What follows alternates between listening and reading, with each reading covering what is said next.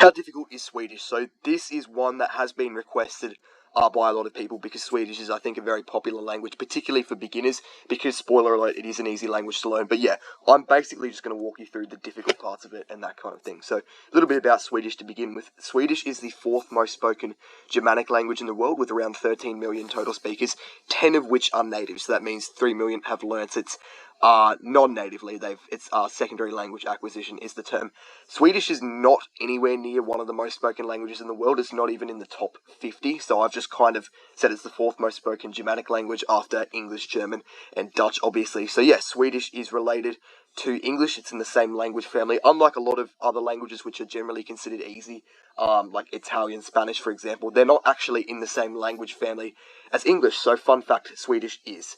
It is a North Germanic language, so I've got a picture on the next slide of this is the Germanic language family, just to show you how related they are. So over here on the left, we've got English, if you can see my cursor, and here we've got Swedish. So they are split. As you can see, they split out from, because they're originally related and they've since divided out. So yeah, they are actually connected to each other, almost like a family tree. That's not something you need to worry about, though. I just wanted to show you that just to give you an idea. But yeah, Swedish is the official language of Sweden as well. It's also spoken as a minority language in Finland and some isolated parts of Russia and Ukraine. Obviously, there are Swedish speakers all over the world, but those are just the majority parts. Yeah, something I also should have probably mentioned on that map, but not really important. It is a North Germanic language, so it does have significant relations to other Scandinavian languages, like think Norwegian, Danish. Those languages are all quite similar. But yeah, Swedish is also a very popular language among learners, obviously because it's easy. We'll get to the actual components of the language in a second. But yeah, Sweden's a popular travel destination. It's a very popular place to live and work for periods of time. So yeah, it is a popular language. How difficult is it? Swedish is, surprise, surprise, always considered to be an extremely easy language and an excellent choice for beginners. This is for English speakers as well.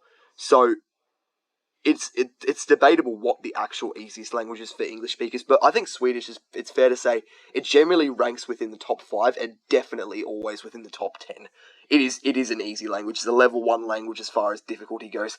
It's not difficult to learn. So the alphabet is 29 letters with 9 vowels. That's not something you need to worry about, though. It uses the same alphabet as English, just with a few modifications, and you can easily wrap your head around that.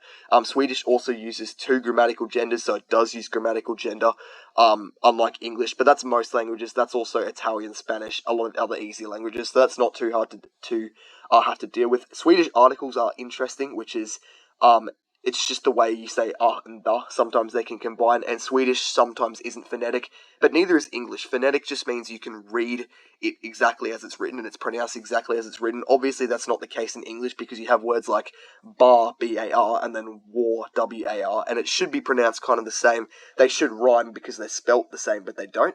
So that's what phonetic is. Things should be pronounced as they're written. Swedish isn't like that, but then again, neither is English. So you can't complain.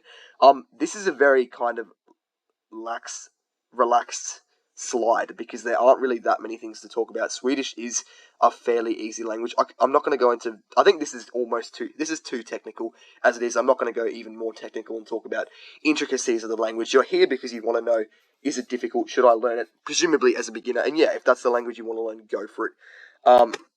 Should you learn Swedish? This is just kind of like the benefits and stuff of learning that language. So Swedish is a very good language for beginners to learn.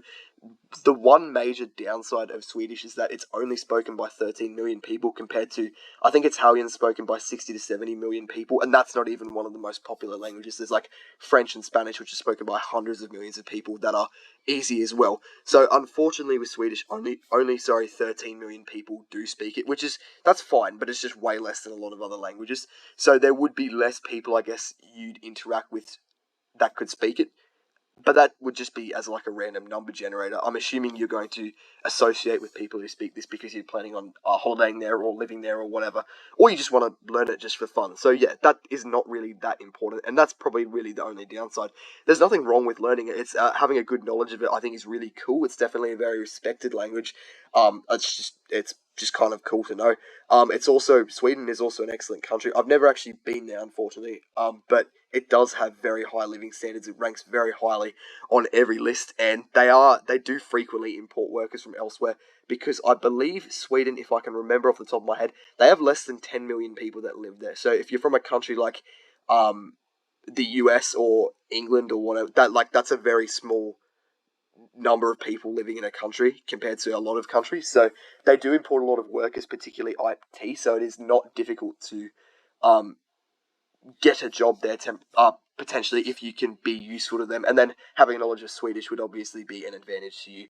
And yeah, I think that's everything really to it. I think if you're a beginner and you want to learn Swedish, absolutely go for it. But yeah, to close, Swedish is an easy Nordic language for beginners, especially if you live in IKEA and love traveling to cold countries.